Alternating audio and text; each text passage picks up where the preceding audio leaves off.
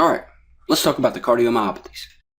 For our discussion here, there are three main groups of cardiomyopathies: dilated, hypertrophic, and restrictive. The thing to remember here is that regardless of the cause, the end result is heart muscle failure, as the name cardiomyopathy implies. We're going to start off here with the dilated cardiomyopathies.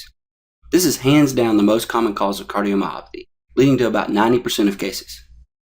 Now, there are two common situations that lead to a dilated cardiomyopathy: either a disease that is intrinsic to the myocardium or a systemic disease that ends up involving the heart. The easiest way to think about dilated cardiomyopathy is that damage to the myocyte leads to decreased systolic function, and if you can't pump blood out of the chamber, then your chamber is going to get volume overloaded. This is going to cause an increase in wall tension. Due to this increased wall tension, the heart then responds by adding sarcomeres in series to increase wall thickness to alleviate the tension and allow for the volume in the chamber to increase. This process is called eccentric hypertrophy, where the chamber diameter increases as well as wall thickness increases.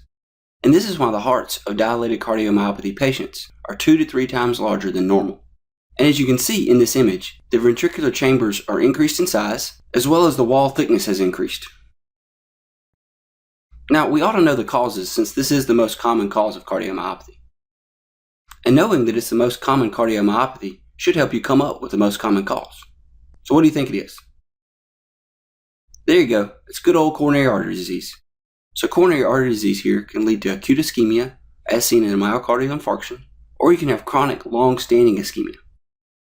Either way you get it, ischemia leads to damaged myocytes, and this damage over time leads to impaired systolic function, resulting in a dilated cardiomyopathy. And clinically, this is why patients with newly diagnosed dilated cardiomyopathies of unknown cause, the first thing you should do is rule out coronary artery disease, and this is often done with a left heart cath to evaluate the coronary anatomy. Now, some other causes of dilated cardiomyopathy include idiopathic, or we just don't know, as well as familial. Now, while the idiopathic version of dilated cardiomyopathy is a fairly common cause, it's pretty tough to ask you questions on something that we don't really know the answer to. So let's focus on what we do know, and these would be the non-idiopathic versions of dilated cardiomyopathy, or things that we know can cause a dilated cardiomyopathy. Now, alcohol abuse as well as wet beriberi both deprive the myocytes mitochondria of thiamine.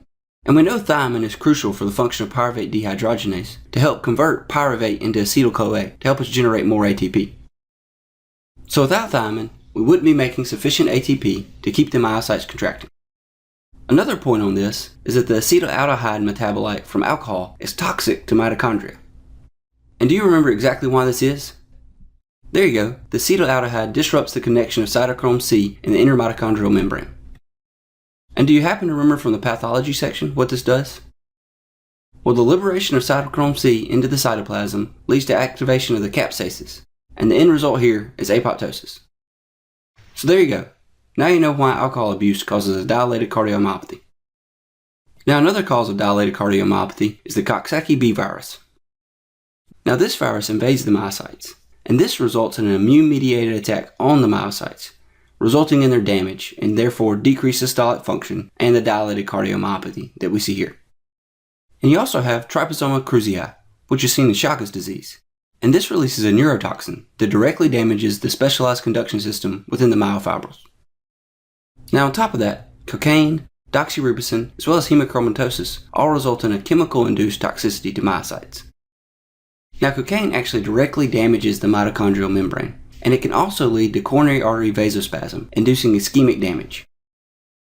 Now, doxorubicin is an intercalating agent, and it can intercalate the mitochondrial DNA, resulting in DNA strand breaks.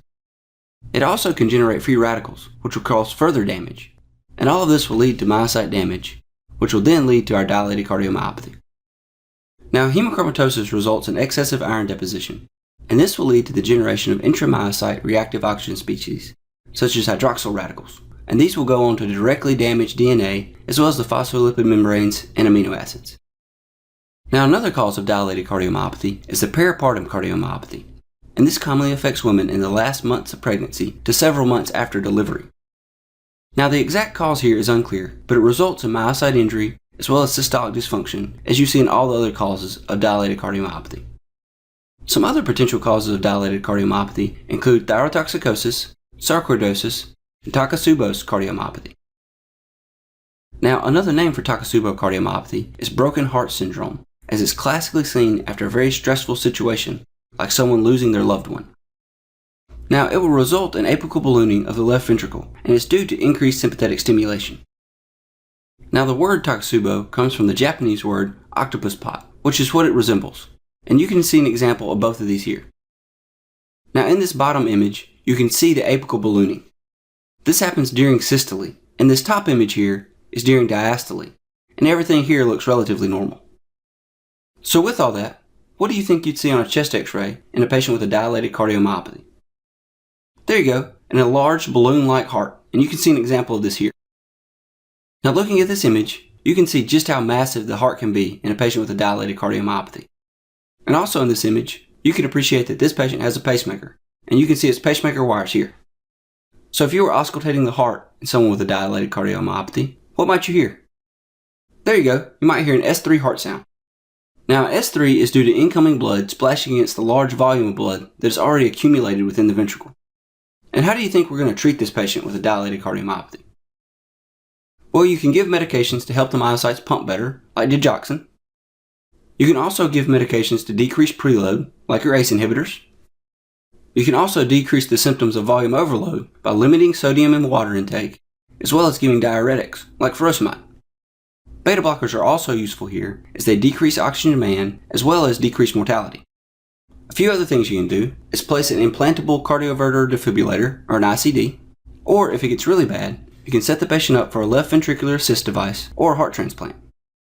Now, as you move along in your training, the treatment of heart failure is something that is continually discussed. The overarching concept that you need to remember here is that medications that prolong survival are the most important and most highly tested. Alright, next up we have hypertrophic cardiomyopathy, and there are several variants here. Here, 60 to 70% of cases are due to an autosomal dominant mutation in the gene encoding sarcomeric proteins, such as myosin-binding protein C and beta-myosin heavy chain. Now in hypertrophic obstructive cardiomyopathy, patients have abnormal hearts starting at the level of the sarcomere.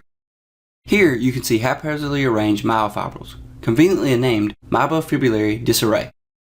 Now when this occurs, there's also an inflammatory component, which activates fibroblasts to deposit collagen in between the disarrayed myofibrils. Now all this leads to a thickened myocardial wall, as well as the heart not being able to contract correctly. Now generally speaking, when we're talking about hypertrophic cardiomyopathies, sarcomeres are added in parallel towards the center of the chamber. Now this will lead to what's called concentric hypertrophy, and concentric hypertrophy leads to diastolic dysfunction because the ventricle becomes non-compliant and does not have the ability to relax and fill with blood as it should.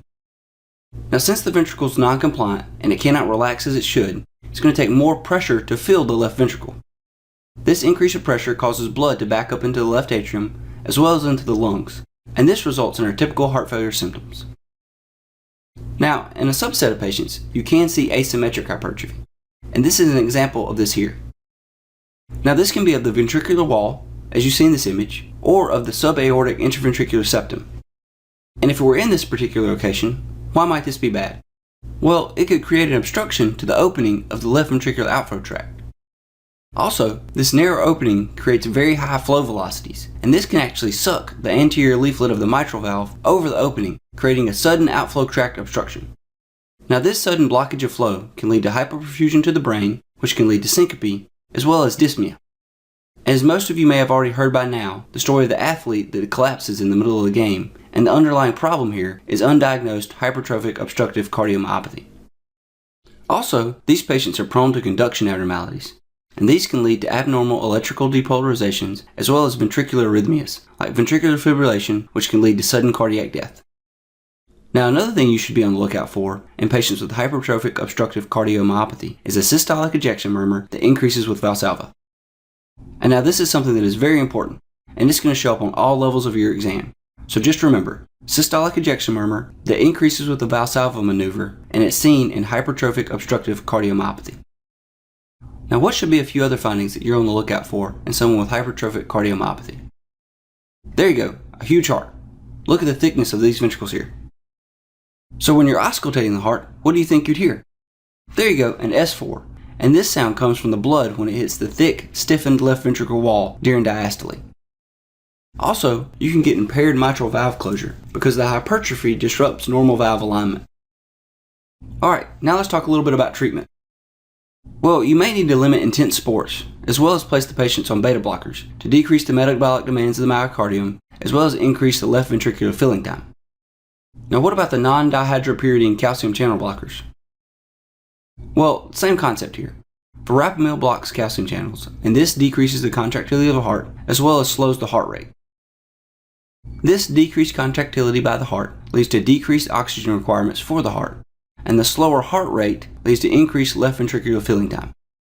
Now, you can also consider placing an ICD for those who are at high risk of sudden cardiac death, such as those with previous episodes of syncope or cardiac arrest. And you could also even consider it in someone with just a strong family history of cardiac arrest with the same diagnosis.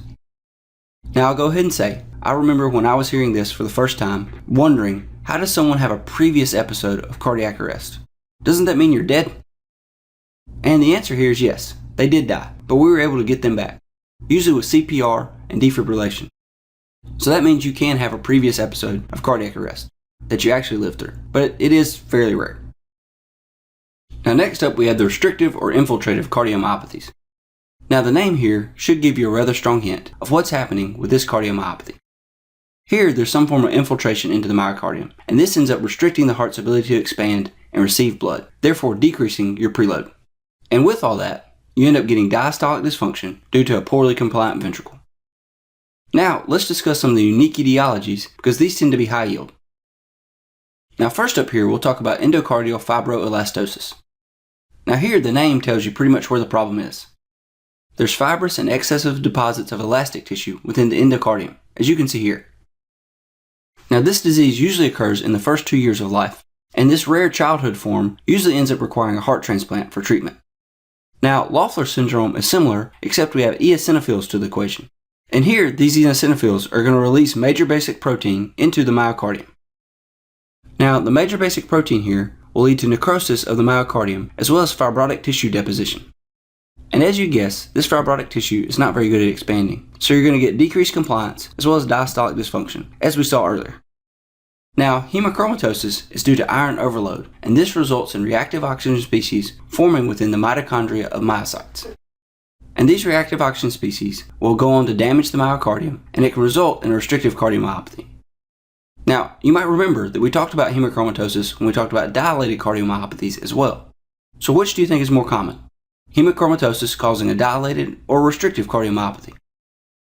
There you go, the dilated version is more common. And that's just because the dilated version is much more common than the restricted version.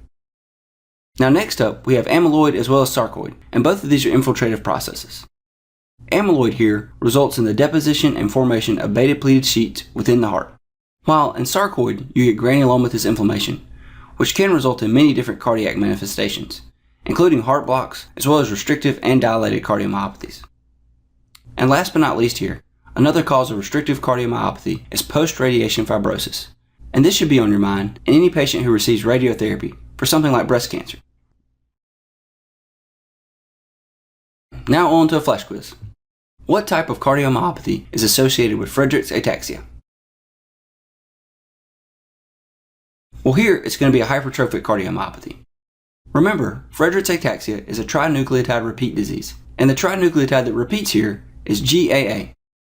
Now this trinucleotide repeat takes place within the FXN gene, and this gene is responsible for the production of frataxin, which is a mitochondrial protein. So as you'd guess, when you have the trinucleotide repeat of GAA within this FNX gene, then you can't make frataxin as you should. Frataxin is a mitochondrial protein, and it actually protects us against some of the harmful effects of iron. And this protein is found in really high quantities within the heart, brain, as well as pancreas. So without the proper functioning of this frataxin protein, there's upregulated oxidative stress caused by iron in these organs. So patients with Friedreich's ataxia will develop a cardiomyopathy as well as neurologic problems like ataxia and neuropathy, as well as diabetes from pancreatic cell destruction. Alright, just to review all that one more time, because this is all very high yield. Friedreich's ataxia is a trinucleotide repeat disease that results in the trinucleotide repeat GAA. Now this repeat takes place within the FXN gene, which is responsible for the production of frataxin. Now, since the trinucleotide repeat is here, frataxin cannot be formed correctly. And frataxin is a mitochondrial protein that actually protects us against some of the harmful effects of iron. And it's seen in high quantities within the heart, the brain, as well as the pancreas. So without this protein, you get upregulated oxidative stress from the iron within these organs. And that leads to the organ dysfunction that we see in Friedreich's ataxia, like a cardiomyopathy, ataxia, neuropathy, as well as diabetes. Alright, well that's going to wrap up the cardiomyopathies. See you in the next video.